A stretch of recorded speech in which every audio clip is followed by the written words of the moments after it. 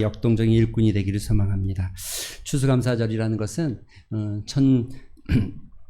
1621년 영국에서 출발한 그 배가 미국의 지금 아메리카 신대륙을 발견하고 1년 동안 수많은 사람이 죽고 참 어려운 가운데 고비를 넘기고 그 힘든 과정을 거친 이후에 낯선 땅에서 처음 풍성한 수확을 거둬들이게 된 그때를 기념하죠. 그래서 그 아름다운 교회 전통을 우리나라도 이어받아서 또 우리도 같이 추수감사 예배를 매년 11월 셋째 주일로 정해져서 드리고 있습니다. 감사한다는 것은 참 놀라운 역사가 있는 것 같아요. 감사는 참 놀라운 은혜들이 있는 것 같아요. 이번 주에 여러분 혹시라도 이 감사 챌린지 책 같이 잘 보셨는지 모르겠습니다. 조금 저도 좀 열심히 읽었는데 그 안에 감사의 고백들이 참 많아요. 많은 분들의 감사의 고백들이 있어요. 그 감사가 참 많은 은혜들이 있고 놀라운 역사가 있었는데 특별히 8년간이나 적자와 적자의 29살에 사실은 그 KBS 리포터로 활동하다가 여러분 보셨을지 모르겠지만 이민아 대표의 간증은 KBS 리포터로 활동하다가 29살에 스파 사업에 대해서 비전을 가지고 시작했는데 한 해도 적자를 안 본 적이 없고 매달 돈 때문에 근심하고 걱정하고 이걸 어떻게 메꿀 수 있을까 싶은 마음에 했다는 거예요. 시작했다는 거예요.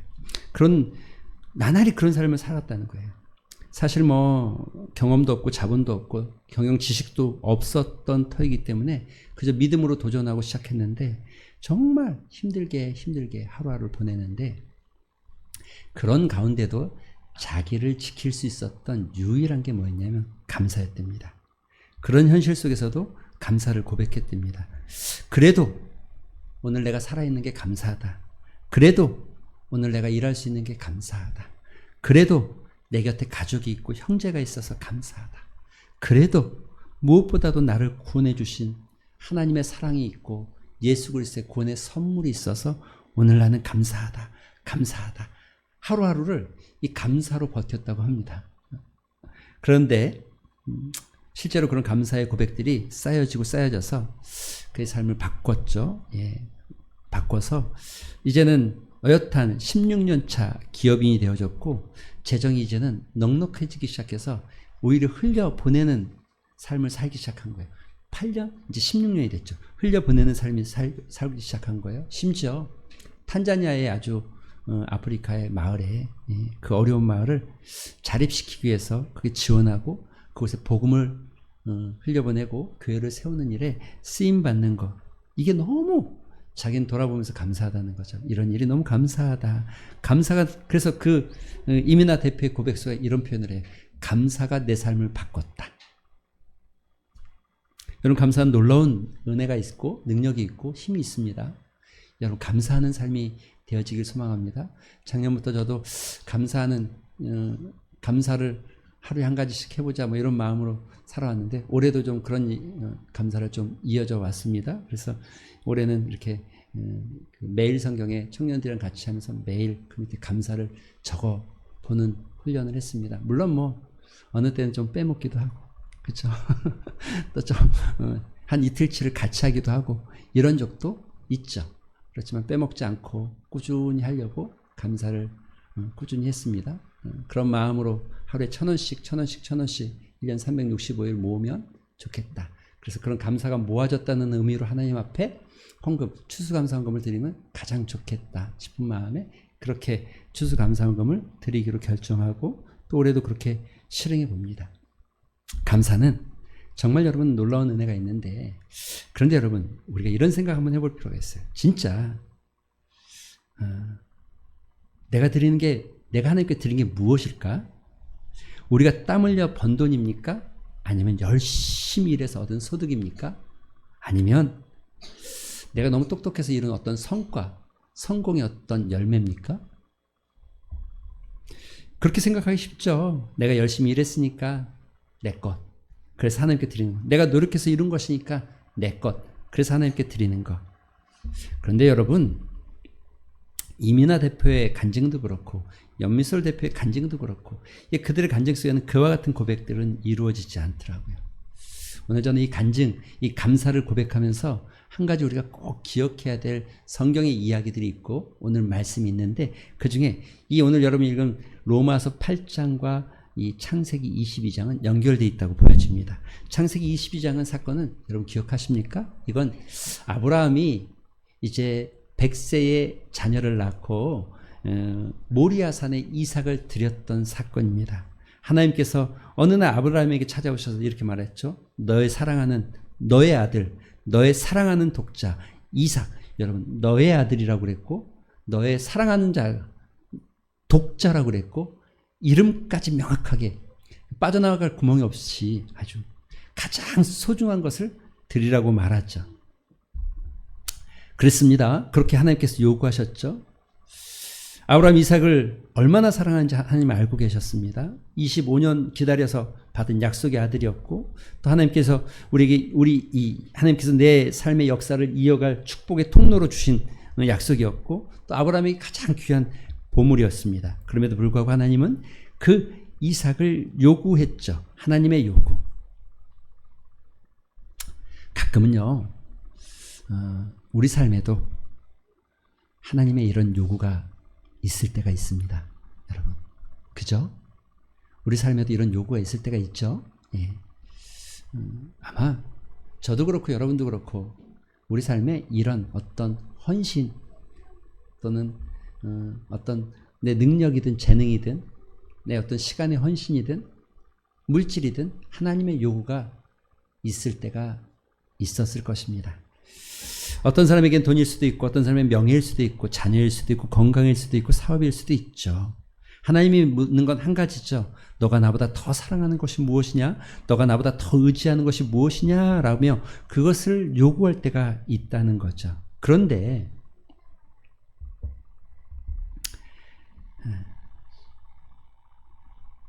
아브라함이 드린 것은 무엇입니까? 그런데 아브라함이 정작 이삭을 데리고 산에 올라가서 모리아 산에 올라갔을 때에 아브라함이 드린 것은 무엇입니까? 이삭입니까?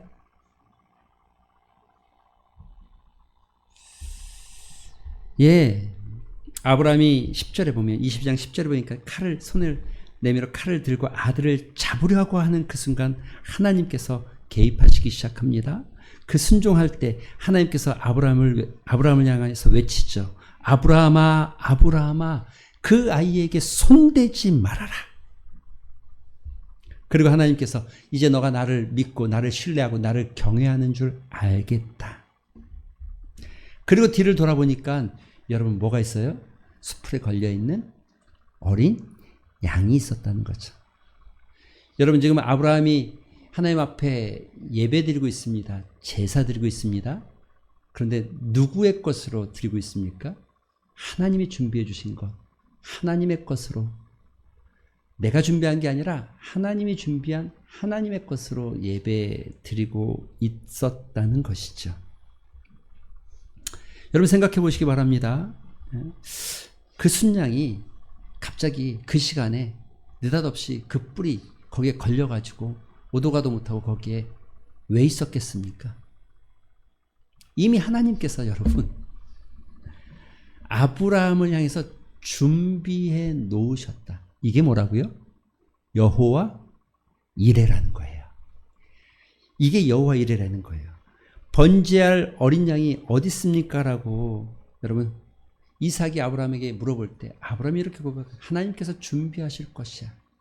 하나님께서 준비하실 것이야. 그래서 그 준비한 땅 그곳을 향해서 하나님의 준비를 경험한 아브라함의 고백이 14절에는 이런 고백이 있어요. 아브라함이 그 땅의 이름을 여호와 이레라 하였으므로 오늘날까지 사람들이 이르기를 여호와의 산에서, 여러분 이 단어가 준비, 여호와의 산에서 준비되리라 하더라. 준비되어질 것이다. 이건 여러분 준비되었다가 아니라 앞으로 될 것에 대한 이야기를 하는 거예요. 어디서요? 여호와의 산에서. 어디서요? 너희가 하나님 앞에 예배 드리는 곳에서, 너희가 하나님 앞에 나온 그곳에서 준비되리라예요. 되리라. 되었다가 아니라. 사랑하는 성도 여러분, 이제 우리 얘기를 한번 나누어 봅시다. 오늘 우리가 여기에 다양한 곡식도, 과일도, 또 채소도, 또 쌀도 갖다 놓고, 또 여러분 정성껏 준비한 헌금을 하나님 앞에 추수감사 예물로 여러분이 드렸을 줄로 믿습니다. 그런데 정말 우리가 한 것이 맞습니까? 내가 땀 흘려, 내가 노력해서, 내가 열심히 해서. 아니죠. 사실은 여러분 돌아보면 일할 수 있는 건강을 주신 것도 하나님, 일할 수 있는 직장과 일터를 주신 것도 하나님, 일할 수 있는 능력을 주신 것도 하나님, 일할 수 있는 시간을 주신 것도 하나님, 하루하루 선물 같은 24시간을 나에게 날마다 주신 것도 하나님. 신명기 8장엔 그래서 이렇게 고백합니다. 내가 마음에 이르기를 내 능력과 내 손의 힘으로 내가 이 재물을 얻었다 말할 것이라. 내 하나님 여호와를 기억하라. 그가 너에게 재물을 얻을 능력을 주셨음이라. 야고보도 이렇게 말합니다. 1장 17절에 각양 좋은 은사와 온전한 선물이 다 위로부터 빛들의 아버지로부터 주어진 것이다. 여러분 정말 우리가 한 것입니까? 우리가 이룬 것입니까? 하나님이 주신 것이죠. 하나님께 주신 것. 그것에 감사하는 게 우리 것을 자랑하는 것이 아니라 하나님께서 주신 것을 감사의 고백을 담아서 드리는 것.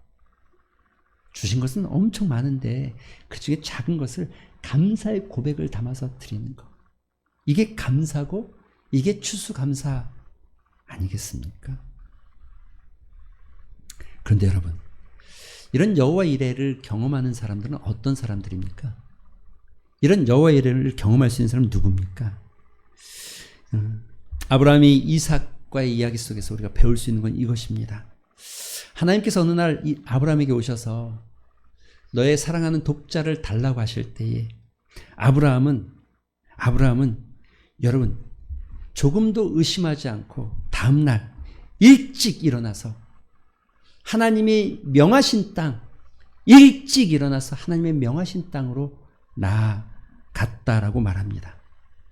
성경에 보니까 히브리서 11장에 이런 표현이 있습니다. 아브라함은 시험을 받을 때에 믿음으로 이삭을 드렸으니 그는 약속들을 받은 자이거늘 그 외아들을 드렸느니라. 그에게 이미 말씀하시기를 내 자손이라 칭할 자는 이삭으로 말미암으리라 하셨으니 그가 하나님의 능히 이삭을 죽은 자 가운데서 다시 살리실 줄로 생각하셨다. 이 말이 이겁니다. 하나님이 이삭 달라고 했지만 아브라함 이삭 드렸다는 거예요. 왜요? 하나님께서 주셨으니까 또 드려도 하나님께서 다시 주실 것으로 믿었다는 거예요. 믿었다는 거예요. 여러분 여호와 이레를 경험하는 사람은, 여호와 이레의 감사를 고백할 수 있는 사람은 믿었다는 거예요. 하나님이 주실 것을, 하나님이 공급하실 것을.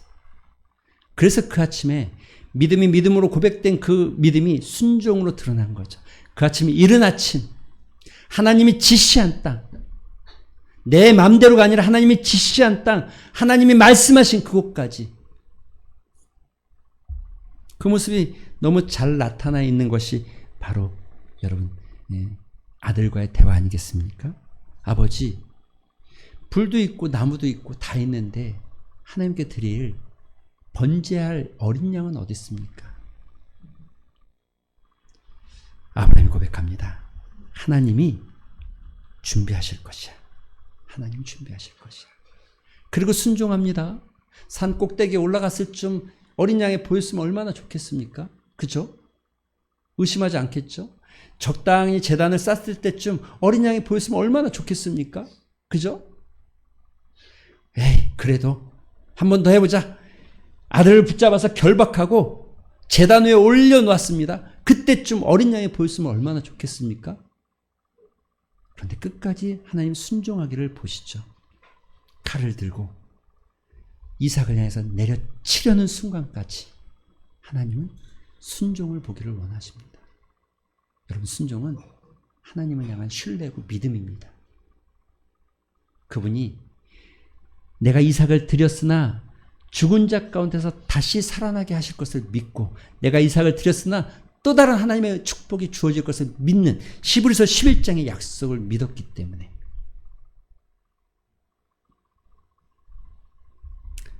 여러분, 만약에요, 아브라함이 모리아산에 올라가지 않았다면 하나님이 준비한 순양을 보지 못했을 것입니다. 만약에요, 아브라함이 이삭을 제단에 올리지 않았다면 하나님의 구원의 그 놀라운 은혜를 경험하지 못했을 겁니다. 만약에요, 아브라함이 칼을 들어서 이삭을 향해서 내려치려는 순간을, 그 순간이 없었다면 하나님의 절묘한 개입, 놀라운 개입을 경험하지 못할 겁니다. 순종의 자리에 나아갈 때 여러분 믿으시기 바랍니다. 하나님은 이미 가장 좋은 것으로 우리 삶에 준비하고 계신다는 거. 여호와 이레. 여러분, 이 감사 챌린지 둘째 날, 첫째 날은 우리 이건영 목사님의 이 설교의 내용이었다면, 둘째 날이 연미솔 대표의 간증이었는데, 그 간증, 저는 참 그 첫 간증을 읽으면서 은혜가 있었던 것 같아요. 그래서 그 다음을 보는데도 훨씬 더 좋았던 것 같아요. 그분의 이야기 속에 이런 고백이 있죠. 정말 간절히, 연미솔 대표가 간절히 기도했던 게 두 가지였습니다. 하나는 가난을 제발 좀 벗어나게 해달라는 것이고, 또 다른 하나는 많은 사람들에게 선한 영향력을 좀 끼치면서 살아가고 싶다. 근데 여러분, 현실은 그렇지 않았어요. 18살 되던 해에 부모님께서는 신용불량자가 되셨고, 하루아침에 살던 집을 떠나서 컨테이너 박스에서 사는 게 인생이었습니다. 그날 이후, 컨테이너 박스에 산 이후 그 연미솔 대표에게는 하고 싶은 일보다는 언제나 돈이 먼저였고, 돈을 생각하게 되었고, 돈의 눈치를 보며 살았다는 거죠. 더 비참했던 것은 어머니가 가사 도우미로 일하기 시작했어요. 그런데 어느 날 그 가사 도우미로 일하던 그 집에서 반지가 없어졌다는 거예요. 근데 그 반지가 없어진 그날 그 집의 그 집의 주인이 어머니한테 전화를 했어요. 전화하면서 이렇게 고백했어요. 혹시 반지가 없어져서 우리 집에 들고 난 사람들을 다 경찰에 말했기 때문에 경찰에서 전화가 갈지 모르니 당황하지 마세요라고 점잖하게 전화를 했지만, 그 전화를 받고 연미솔 대표는 분노했대요. 어머니를 의심하는구나. 이렇게 의심받아야 될까. 그런데 더 속상했던 건, 화가 나고 분노가 났는데, 그런데 순간 자기 마음속에 자기도 모르게 자기도 어머니가 혹시 가져온 건 아닐까라고 생각을 하게 됐다는 거예요. 그래서 그의 고백 속에 이런 고백이 있어요. 가난은 단지 불편한 것이 아니라 내가 사랑하는 사람까지 의심하게 만드는 너무 슬픈 현실이었다. 그리고 그날 이후에 정말 많이 울었답니다. 하나님, 제발 돈 좀 주세요. 제발 좀 돈 좀 주세요. 제발 도와주세요. 그런데 하나님의 응답은 거꾸로 오더라는 거죠. 오히려 부모님의 가난은 끝나지 않았고, 가난에서 벗어나지 못했고, 아버지가 또 다시 시작한 사업장은 또 어려워졌고. 그런데요, 그렇게 하루를 살던 그 연미솔 대표에게 그의 고백 속에 이런 고백이 있죠. 제가 정말 돈이 필요하다고 느꼈던 그때는 그 나이 때에는 하나님이 주시지 않았다. 그러나 내가 진짜 돈을 다룰 수 있는 사람이 되었을 때 하나님이 저에게 부어주시기 시작하셨다. 물질을 채워주시기 시작했다. 무엇이든지 내 힘으로 하려고 할 때는 아무것도 이룰 수 없었지만, 하나님을 의지하고 하나님의 도우심을 간구하면서 걸어가기 시작할 때 하나님이 길을 열어주셨다. 여러분, 아브라함과 같은 고백 아니겠습니까? 100세 얻은 아들도 마찬가지 하나님 기적 아니겠습니까? 연미솔 대표의 마지막 이야기는 이런 겁니다. 그래서 자기 힘으로 아무것도 할 수 없다는 것을 하나님께서 준비할 때까지 기다려야 한다는 것을, 그리고 그렇게 되어질 때 하나님 채우시는 감사가 있다는 것을, 지금은 어머니에게 30평 아파트를 마련해드리고 매달 생활비를 넉넉하게 드릴 수 있고 3040 여성들의 성장을 돕는 플리크라는 성인 교육 플랫폼을 운영하고 있고 40만 명이 넘는 사람들이 자기의 이 연미솔 대표의 이야기에 귀 기울여주는 인플루언서가 되었다는 거죠. 코스타의 강사로 세계를 돌아다니면서 역전의 하나님을 이야기하고 그의 간증을 나누기를, 지나고 보니 이 모든 것이 제 힘으로 된 것이 아니라 하나님께서 친히 나를 이끌어 주셨다는 것. 기도했던 것들을 하나님은 가장 좋은 때에 가장 좋은 방법으로 가장 좋은 것들로 이루어 주셨다는 것. 이미 하나님은 내가 믿음으로 걸어가기 시작할 때 여호와 이레를 준비해 주셨다는 것을 고백하고 있는 거죠. 아브라함이 이삭을 드리기 시작할 때 하나님이 준비한 어린 양, 연미솔 자매님이 가진 모든 것을 하나님께서 이미, 연미솔 자매가 가진 모든 것을 이미 하나님께서 준비하신 여호와 이레. 이제 우리에게 남겨진 것은 그것 아니겠습니까? 여호와 이레를 경험하기 위해서 우리가 할 수 있는 방법, 믿음으로 순종하는 삶.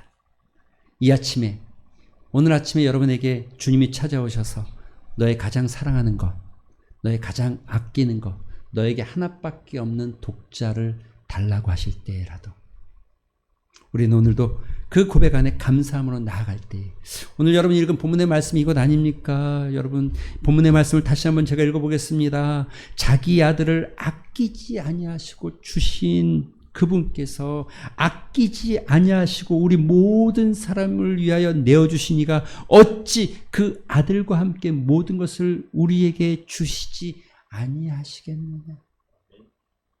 아들을 주셨답니다. 그 모든 것은 아무것도 아닌 거라는 거예요. 아들도 줬는데 다른 건 못 주겠냐는 거죠.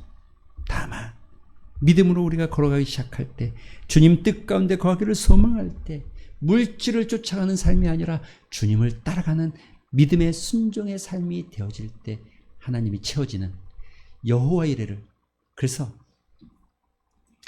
2026년에는 여러분 우리 여호와 이레를 경험하는 추수감사 예배가 됐으면 좋겠어요. 여호와 이레로 경험되어진 그 감사를 고백하는 추수감사, 그런 추수감사가 되기를 소망해보며 말씀을 맺겠습니다. 우리 오늘 말씀을 생각하면서 다시 한번 기도하는 시간 잠깐 갖도록 합니다.